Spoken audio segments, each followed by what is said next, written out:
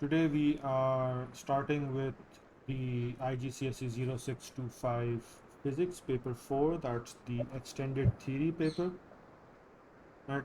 So obviously, to begin with, you can see the layout of the front page. You have your candidate name section over here, center number and candidate number which will be provided to you. The candidate name should be at the name that you've registered with, right, because that's the one they have on record. You've got all the details about the examination. Over here they mention the session, right? So this is a specimen, so it just says for examination from 2023. It would mention either May, June, or October, November, and the year, right? And it won't mention specimen paper, obviously. Then you got all these instructions to follow. You just zoom in so you can read that clearly. Right, so you are allowed to use a calculator. You should show all your working and take the weight of 1 kilogram to be 9.8 newtons. The acceleration of free fall is 9.8 meter per second square. So something to keep in mind. The total number of marks is 80, right? And the marks are given in the brackets, and there's 16 pages in total. So if we just scroll to the end, just to make sure we do have 16 pages. They all numbered, and you can see that you do have 16. Okay. So here's the first page with an actual question. Again, let me just zoom in, maybe zoom out a bit, okay, and get my pen ready.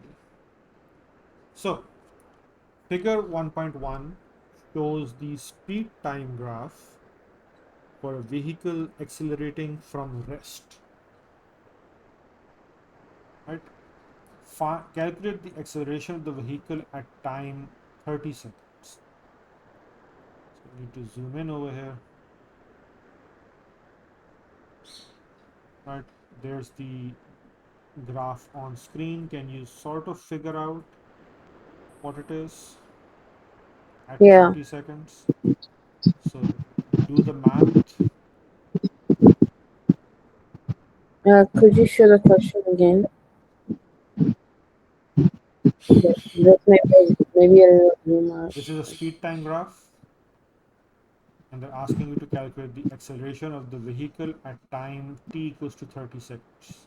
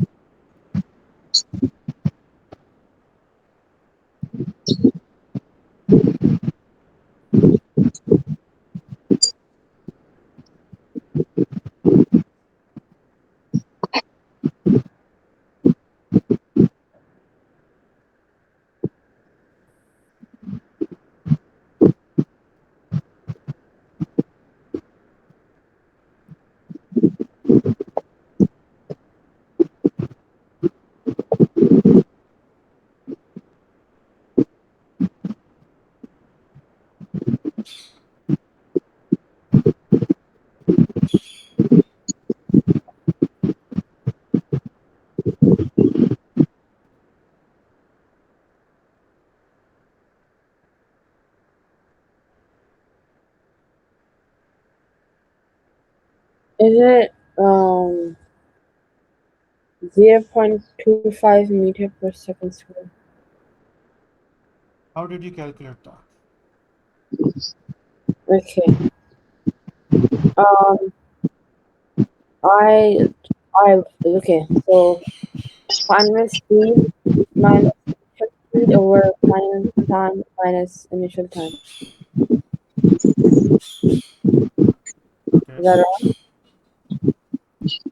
Is it wrong? so it's v minus u over t, right? It's a final Yeah. velocity minus initial Yeah. velocity over time. Yeah. So time is 30 seconds. right? But how did you get the final initial velocity? So at 15, like between 0 and 20 at 15, the wait,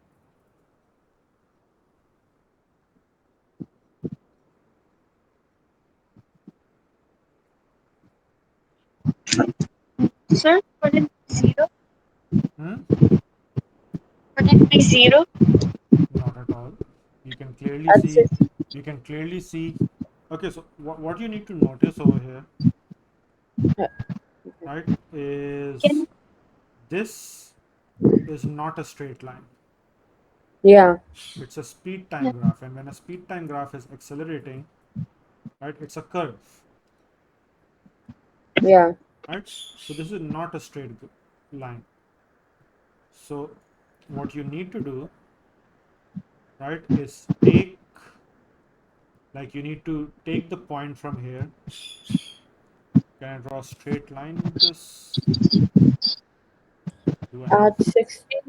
Uh, can I say what I did? Or Yeah, okay. yeah. Go ahead.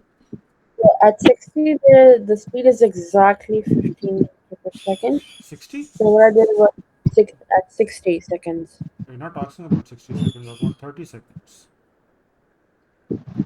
So somewhere over here, Yeah, right? So it is 15. Yes. yeah. So it's 15 seconds. So it would be 15 minus 0 meter per second over 30 minus 0 seconds. Wait, is that wrong? I don't know what to do. Right. So what you need to do really is make a tangent. Right. isn't that You need zero a point gradient. five? You need a gradient or a tangent. Right. So you can't take the value directly. You can't take the value directly because this isn't a straight line. It is slightly Yeah, curved. Right. So if we do 15 0 like 15 minus 0 over 30 minus 0, so that's 15 divided by 30, you get 0.5, which is not the value, the expected answer, right? So what you need to do, and I can't do it very properly over here, okay, it's way off the mark, is you need to make a tangent. Again, my tangent is not proper because it's not touching the line, as you can see. But what you need to do is make a tangent.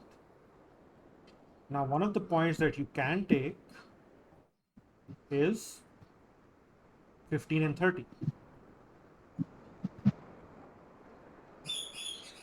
Yeah, Yeah, so something like that, right? One of the points you can take is 15 and 30, but the other point you will be taking is, for example, right? Uh, let's take this, for example. Let's see if it works for us. So let's take 20, and what are we getting? We are getting around 11.5.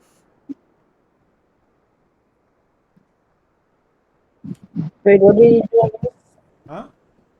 What did you do here?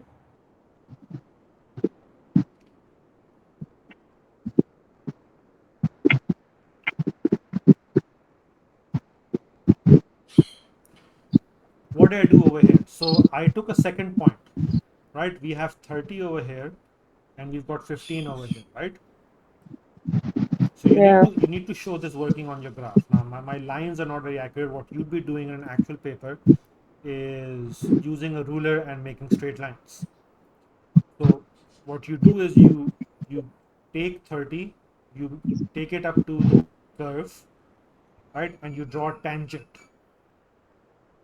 yeah, Okay, and then you take 2 points because you need v minus u over t, or otherwise you need delta v over delta t. That's what you need. So where are you going to get the delta from? You need some range of values, right? So one range is 15 over 30. Now what's the other? So using that tangent, I'm going to take an easy to use point. So I'm going to take 20 seconds. Right? I take that up not to the curve, but to the tangent. Why? Because the tangent is going to help me get the gradient. And for a speed time graph, the gradient is the acceleration. So what I'm actually doing is finding the gradient,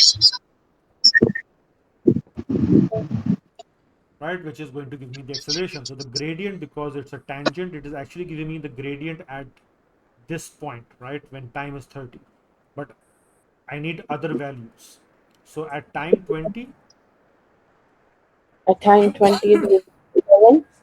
it's 11.5. Again, my dotted line Okay. is not very accurate. Let me just remove that. Sir, And we can take any range now. any range as long as it's within the value of the tangent. Okay. Right, so I'm taking 11.5. And that is giving me 3.5 over 10, which will give me 0.35 meter per second square, right? Yeah. And that is acceptable, right? Because the range given in the mark scheme is anywhere between 0.30 to 0.45 meter per second square. Mhm. And like, how do we draw a tangent? You draw a line that is touching the curve only at that point and no other Can point. you draw it again? You see this green line over here. I'll need to erase everything I've done, so I'm not right. For example, let's draw a tangent at some other point. Right, so for example, you want to draw a tangent over here. Let me change colors. Right, let's use, I don't know, purple. You want to draw a tangent at this point over here, right? And so again, this won't be very neat, but I need to draw a line. Now see, this is not correct. So I need to draw a line like that. Right? Obviously, if I'm drawing into the ruler, it's going to be nice. But it's only touching, if I zoom in further,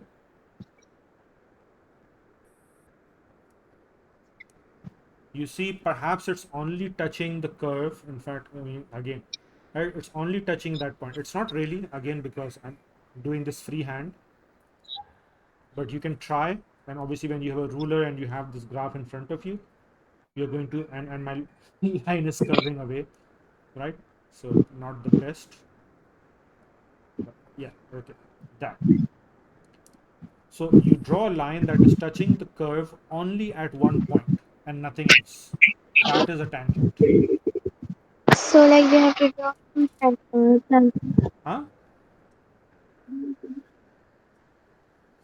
You have to draw what?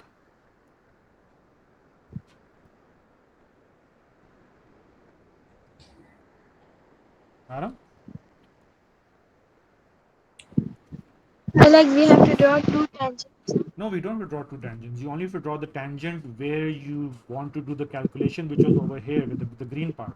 This purple part I've only shown you as an example. Okay. Okay? Yes. So let me erase that to avoid confusion.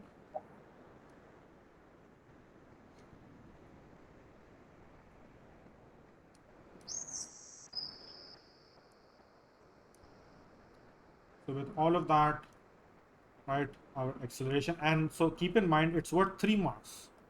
Look at that. It's worth 3 marks. Two. Right, so you need to draw these lines on the graph. You need to make the tangent. You need to show your calculations. And then finally, write down in the answer that it's 0 point. Like for us, it's 0.35, right? Anything between 0.3 and 0.45 acceptable. So you write down 0.35 meter second minus 2. Okay. Yeah.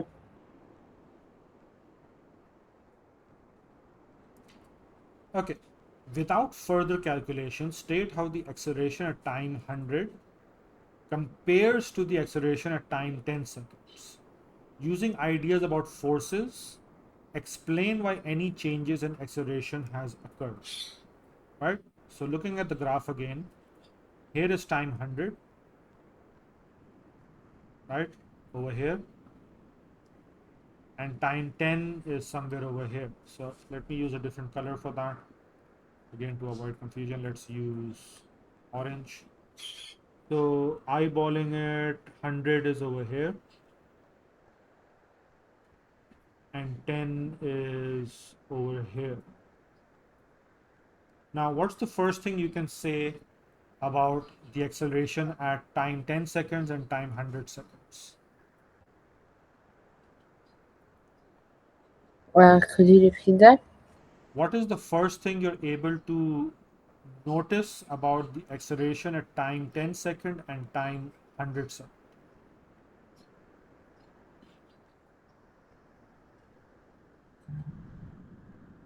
Hmm. 100 as in on the speed side? No, 100 seconds without a time. Like, read the question again. Without part B, without further calculation, state how the acceleration at time t equals to 100 seconds compares to the acceleration at time t equals to 10 seconds. Using ideas about forces, explain why any changes in acceleration has occurred. So this is 1 mark, right? What's the difference between the acceleration at time 100 seconds as compared to time 10 seconds? And then explain why this change is occurring. So they're asking you why any change in the acceleration has occurred. So first of all, what's happening to the acceleration? Can you see that? I marked it with those orange circles. So you look at the graph Mhm. and you tell me what's happening at the to the acceleration at these points. Compare them very briefly. Like, I don't want any details. Just what can you say about the acceleration at time 10 seconds as compared to time 100 seconds, or vice versa? It's increasing. It's increasing at 100 seconds. Uh, the resultant force is like smaller than at like 10 seconds. The resultant force at 10 seconds is smaller. At 100 seconds is smaller than like 10 seconds. Okay, so that is the reason. But then if the resultant force at 100 seconds is smaller, what will happen to the acceleration? To acceleration, Yes. like there is friction and other forces present. Yes, but what can you say about the acceleration at time 10 seconds over here as compared to time 100 seconds? Look at the graph. Okay. Okay, let me put it this. Over here, where the orange circle is, okay, this one. Can you see me moving the hand? Yeah. Right? Is the slope of the curve steep or, shallow?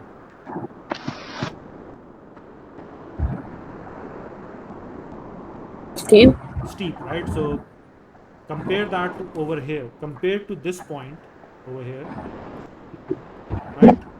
What It's is shallow compared to that. comparatively, right? Yeah. The curve, the gradient of the curve of a speed time graph gives you acceleration. So if the curve is becoming Decreasing shallower, the speed. the acceleration is decreasing, Yeah. Yeah, because like the resistance are increasing with the speed and friction forces. right? So the first thing you say, right? They're asking you to compare that, and so the first thing you say, can I move this away from here? I can't.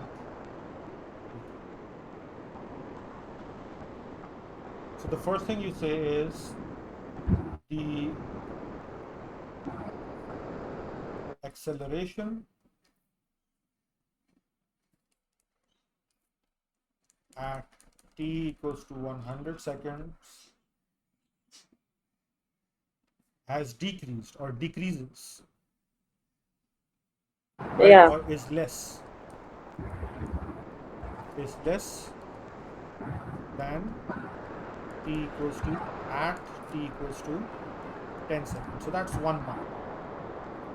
Now, why these changes are occurring, as Haram said, right? That There is more acceleration at 10 seconds than 100. yes. Okay. Okay, now understand this, right? I can sort of feel where you're getting confused,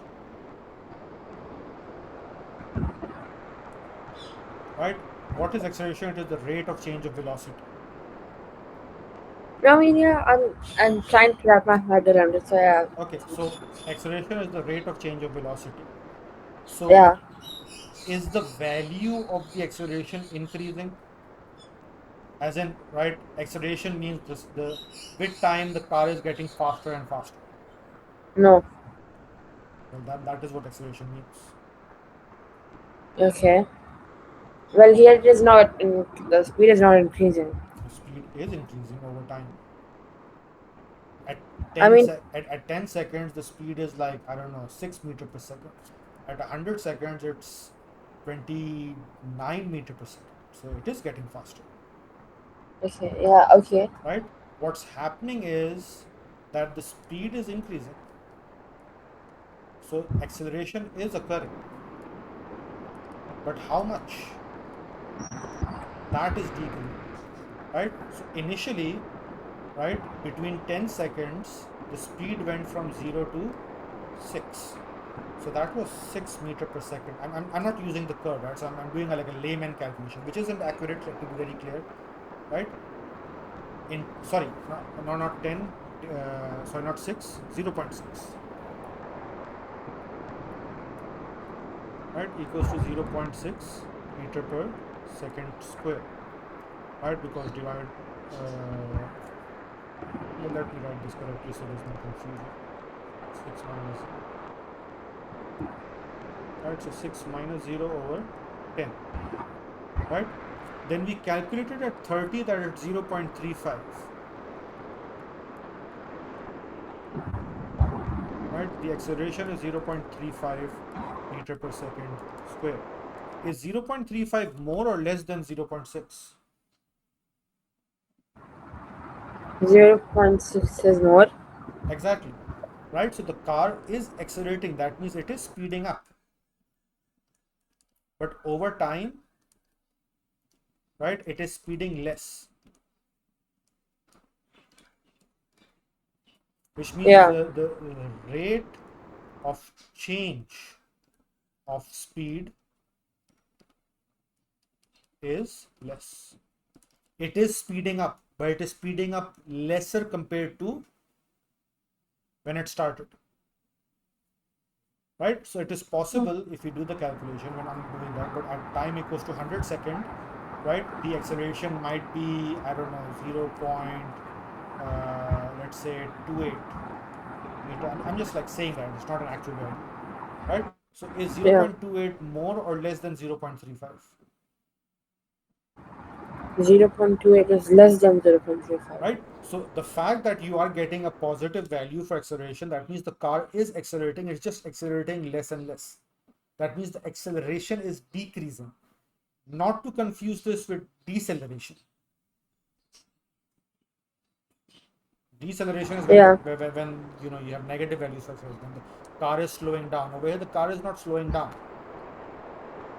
yeah. Okay. Okay. So does Mhm. that help with your confusion? Yeah. Okay. So coming back here,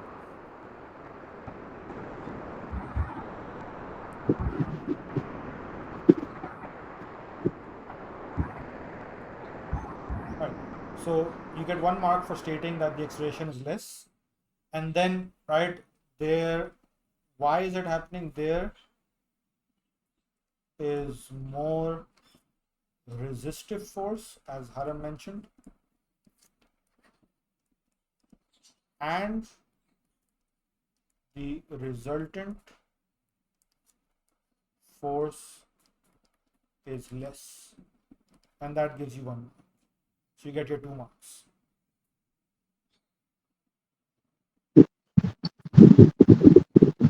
Okay. Yes. Okay. Now the third part is determine the distance traveled by the vehicle between time 120 and 160 seconds. Time would be 47. Like Yes. we are gonna subtract 1. So what is the distance traveled between time 120 and time 140? Sorry, 120 and 160, right? Yes. Yeah, 160. So this is easy, right? How do you get distance from a speed time graph? We are gonna add 20 and 30. So we will get, No, uh,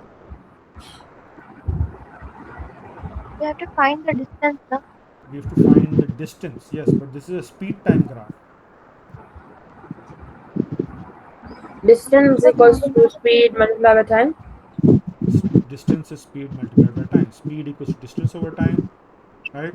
So you're going to multiply the speed. Basically, you need the area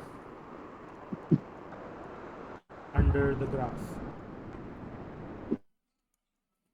so 1 over 2 So you're going to take the, multiplied by yeah, so you're going to take 50 this. multiplied by 40. This is a triangle. Yeah. Yes, it is a triangle, right? I hope there are no disagreements with that. You need this area.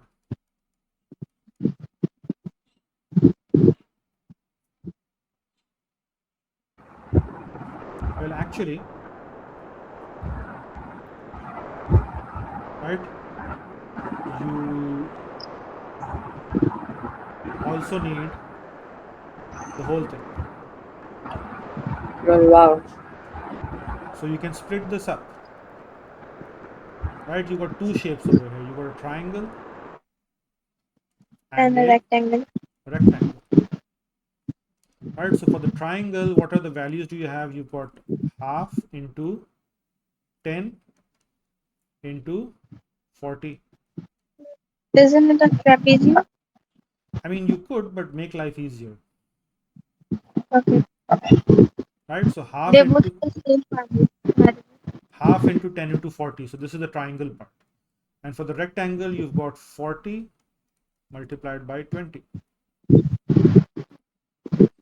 So 40 times 20 is 800 meters. Mhm. And this guy is 200 meters.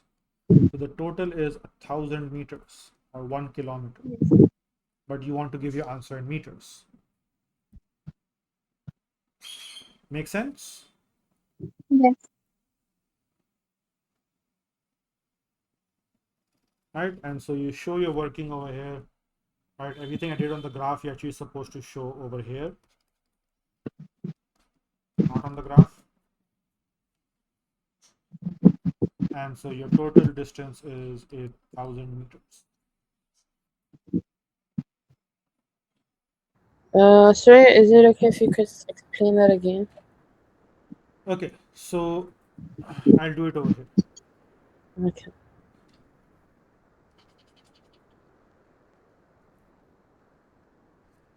Right? So for a speed time graph, Yes. Okay. right? Distance, Equals to speed multiplied by time. area under the graph, which makes sense because distance equals to speed multiplied by time. And so when you're finding the area, that's exactly what you're doing. Now we have something like this, right? As Haram mentioned, trapezium, but we can split it into a triangle and a Rectangle. rectangle, right? So the base is 40, right?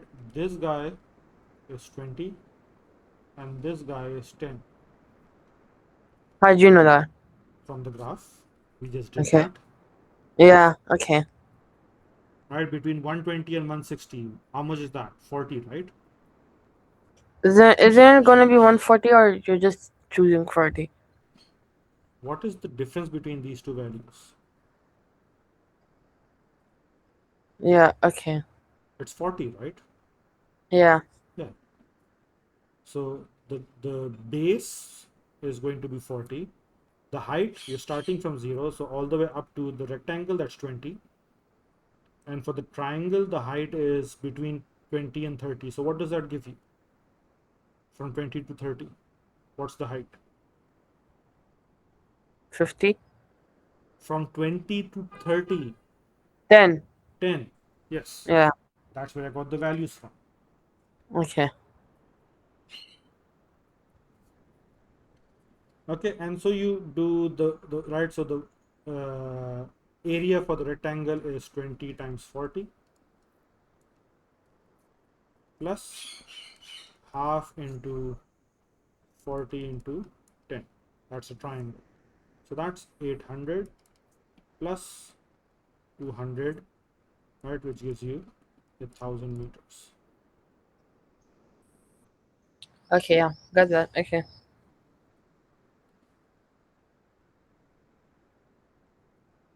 Yeah.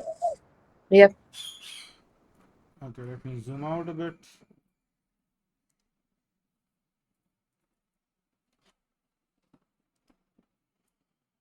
All right, complete the definitions by giving the name of each quantity. Mass times acceleration is what?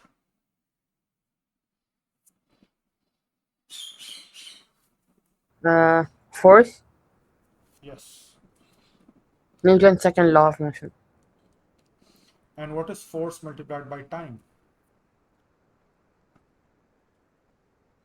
How do you want to answer that?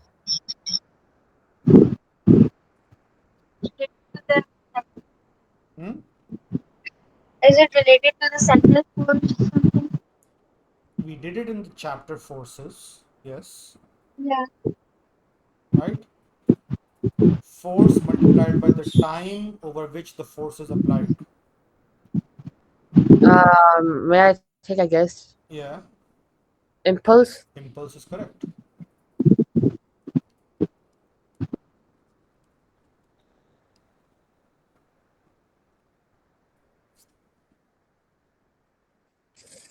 Okay. A man, figure 2.2 shows a man using a golf club to hit a ball. The ball has a mass of 0.046 kilograms, right, which is 46 grams. And the golf club is in contact with the ball for a duration of 5 into 10 to the power minus 4 seconds. And the ball leaves the golf club at a speed of 65 meter per second. What is the momentum of the ball? So what is the formula for momentum?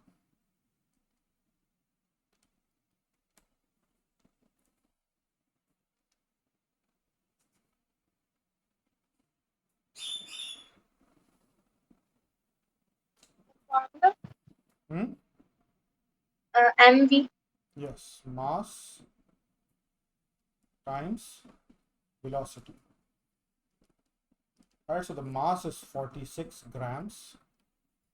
Well, actually, mass is taken in kilograms, so we'll take 0.046 multiplied by 65. Right, what are we getting?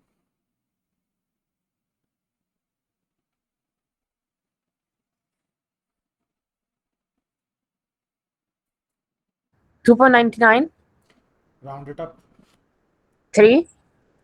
2.99, right? So you want 3.0, two significant figures, right? The reason we're rounding it up is because we have these values in two significant figures. 65 is two significant figures, 0.046 is two significant figures, and the go-to is two significant figures, right? And what is the unit of momentum?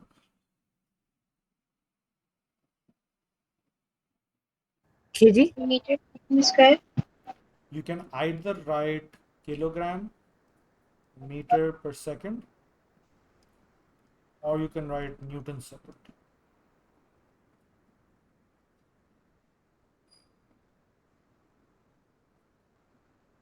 One of those, not both of those.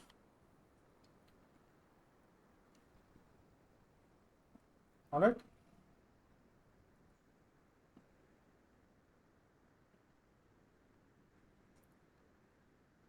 Now, calculate the average resultant force acting on the ball while it is in contact with the golf club.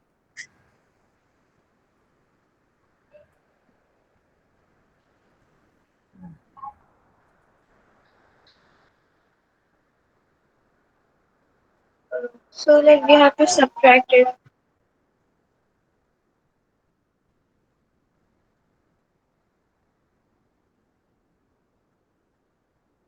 Subtract what? Remember what the formula for resultant force is? Uh, I mean, you obviously have F equals to ma. F equals to momentum over mass. Hmm? Momentum over mass. Mass, Mass. no. Or you have F equals to change in momentum over time, right? So this guy over here is actually acceleration,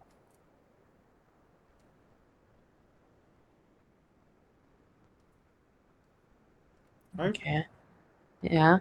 So if you plug in the value, F equals to mass is 0.046 times the change in velocity, which is, right, 65. So start it from 0. Oh, sorry. Oh yeah, you can do that. So 65 upon what's the time? So it's 0.0005, right? 5 into 10 to the power minus 4 is that. It's, um,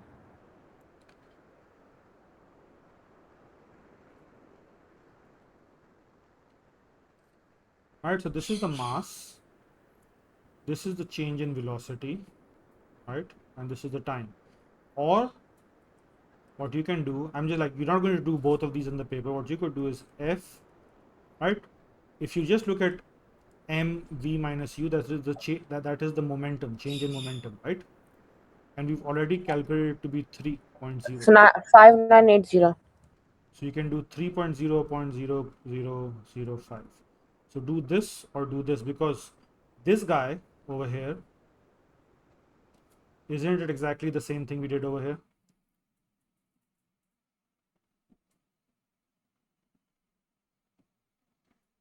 Yeah. Yes? Yeah. So, Yeah. right, you either do the working again or you just do 3 over this. And so what's the answer you're getting?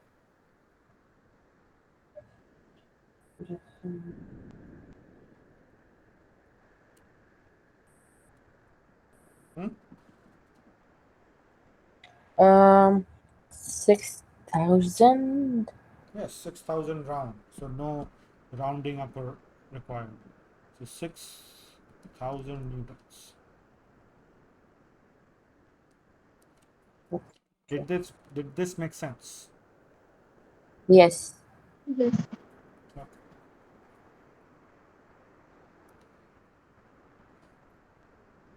While the golf club is in contact with the ball becomes compressed and changes shape.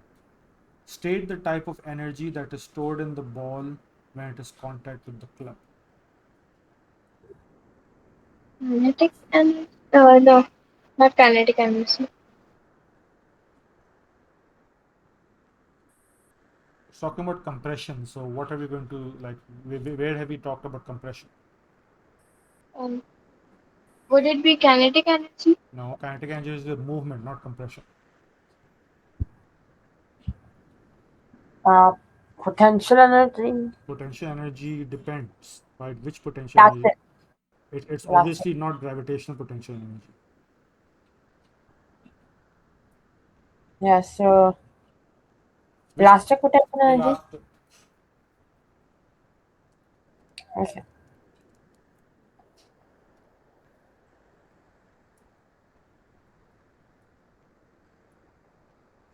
Good. As usual. Don't get ahead of yourself.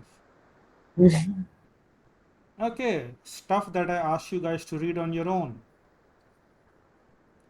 Oh shit. All right, let's see whether you read it. So, figure 3.1 shows solar cells that use radiation from the sun to generate electrical power. State the name of the process which releases energy in the sun. So let's scroll up a little. Just a little. Yeah. So, what's happening in the sun? Mm. I mean, this I did explain to you in class. Oh, I know. Yeah. Um, the first one is nuclear fusion. Yep.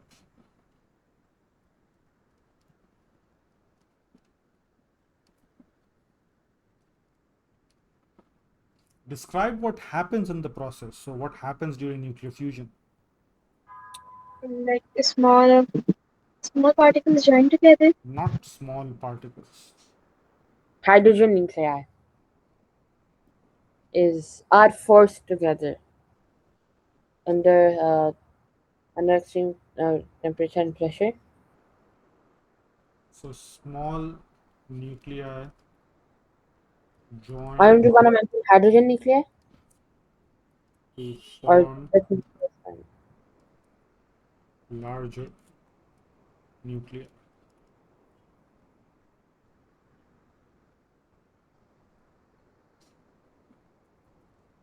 Right? And that gives you 2 marks. The distribution is one is mentioning the small nuclei and the other is for mentioning the join. You can be more specific and say hydrogen to helium. That also works. That is more specific. But in terms of your answer, just saying small nuclei join to form larger nuclei, you're going to get your marks. Okay. Okay, so that's one Yeah. mark over there and 1 mark over there. Okay, apart from solar cells, there are other energy resources used on Earth for which the radiation of the sun is the main source. Can this be the last question? Well, from with part C, yes. Okay.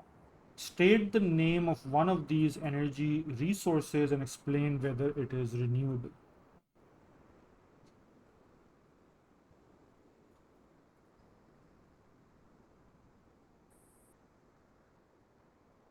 Mm, Hydroelectric. Okay, so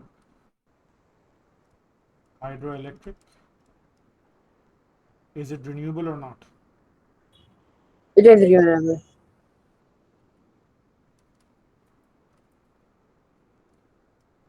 How? You need to explain it. So, what's the explanation for hydroelectric being renewable?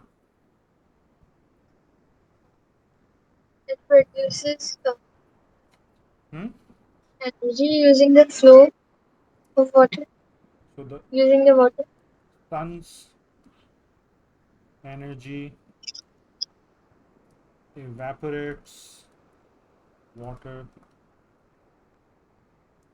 which precipitates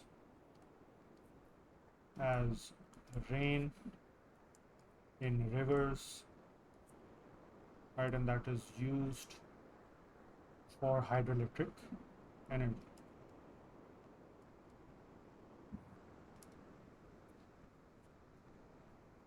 right? So, dams and reservoirs and barrages and all of those, right? Hydroelectric stations are not like they're using the water that's flowing through rivers and all of that, right? Yeah. So the explanation that you give should match, right, the source. So another answer could have been waves, right? Another answer could have been fossil fuels. Now, are fossil fuels Non-renewable. they're non-renewable, and so why are they non-renewable? Because they are made due to compression and heat, right, of dead organic matter, and so once they're used up, you can't get them because it takes thousands of years to do that, right? So they're non-renewable, and this is basically talking about the water cycle and the sun's role in the water cycle. Okay. Okay. State two advantages and two disadvantages of using solar cells to generate power. They don't cause pollution. Okay, so non-polluting, It's a renewable source. renewable. Acha, it's not about solar energy, but solar cells. So talk about solar cells. Solar cells does like not renewable does not fit for solar cells, right? Solar cells are not polluting for the environment. What else? Low They don't maintenance cause cost. noise. Okay, so you got two, and so there no noise or low maintenance. What about disadvantages? Weather dependent. Hmm.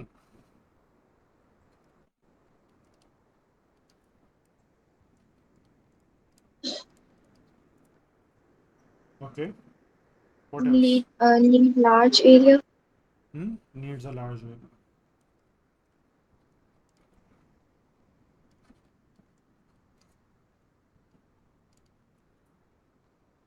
Good.